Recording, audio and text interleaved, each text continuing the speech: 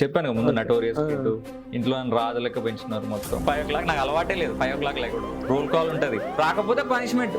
నాకైతే ఇబ్బంది అనిపించింది ఏంది నార్మల్ లేచి లేయడమే ఇబ్బంది అంటే ఇవన్నీ చేసుకోవడం ఇబ్బంది ఇప్పుడు మన బీటెక్ యాటిట్యూడ్ ఉంటుంది అవన్నీ అక్కడ ఉండవు ఫుల్ స్ట్రిక్ట్ ఉంటుంది ఒకటే లైన్లో నడవాలి ఈ టైం కల్లా లంచ్ అంటే ఈ టైం కల్లా తినాలి తర్వాత అంతా అయిపోతుంది కదా మీ గ్రౌండ్ ఏరియా ఉంటుంది మీ బ్యారెక్స్ ఏరియా ఉంటాయి నడుస్తూనే ఉండాలి కంగారుగా అబ్బా టైర్డ్ పడుకుందాం అనుకుంటాం ఒక 3-4 గంటల క్లాస్ ఉంటుంది సరే అని అయిపోతుంది క్లాస్ అయిపోతుంది మళ్ళీ మధ్యాహ్నం ఒక 1 hour గ్యాప్ ఉంటుంది దన్న 2:33కి మళ్ళీ రోల్ కాల్ ఉంటుంది అట్లా 5-6 వరకు ప్యాక్డ్ ఉంటాం 6:30కి నీకు అబ్బా రూమ్కి వెళ్తామా వాళ్ళ ఫ్యామిలీ ఫ్రెండ్స్కి 1 year వదిలేసేయాల మాది కోవిడ్ టైం యాక్చువల్గా మా ట్రైనింగ్ నేను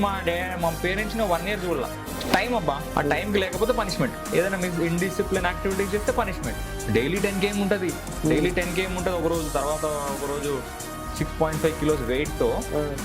3.2 kilometers ఉరికి డిప్స్ ఇవన్నీ చేయాలి వెయిట్తో ఉరకడం తర్వాత బీఓసీ అని ఉంటుంది ఆబ్స్టికల్స్ ఎక్కడం ఇట్లా ఆల్టర్నేటివ్స్ ఇవన్నీ ఉండి 6 days కి నీ బాడీ పిండి అయిపోతుంది ఎస్ఐ జాబ్ కంటే కూడా నాకు actually this is giving me more satisfaction qualifying nature అది ఓసీకి 40% మినిమం 40% వస్తే చాలు బీసీకి 35%. ఈ ఎస్ఐ ఎగ్జామ్ ఎలాంటిదంటే దీంట్లో యావరేజ్ ఉన్నారనుకోండి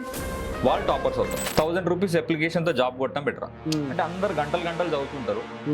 2 hours ఒక సబ్జెక్ట్ 200 marks ఇంకో 2 hours ఇంకో సబ్జెక్ట్ అంతకుమించి ఏం అవసరం లేదు నెగిటివ్ మార్కింగ్ లేదు క్వాలిఫైయింగ్ నేచర్ ఉంటే ఖచ్చితంగా ఈ ట్రిక్ ఫాలో అవ్వాలి ఎందుకంటే మేము రిజర్వ్ గ్రీన్ పట్టి ఉంటుంది మరి ఏముంటుంది అరే నేను గవర్నమెంట్ జాబ్ కొట్టాలి గ్రాడ్యుయేషన్ అయిపోయి డిగ్రీ అయిపోయి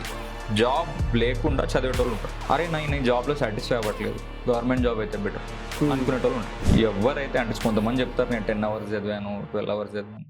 మైండ్ అంతా పనిచేయదేమో నాకు అనిపిస్తుంది నా పేజ్లో నేను చెప్పేవన్నీ రిఫైన్డ్ పాయింట్స్ నోటుకు వచ్చింది ఏదో ఎట్లా అని కాదు పోస్టర్లు చూసినా కానీ నేను సినిమా పోస్టర్లకి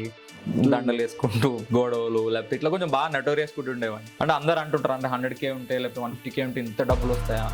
ఎంత వస్తాయా బయట మొన్న కూడా నా కానిస్టేబుల్స్ హోమ్ గార్డ్స్ అన్న ఒక 3 lakhs వస్తుందా అన్న నీకు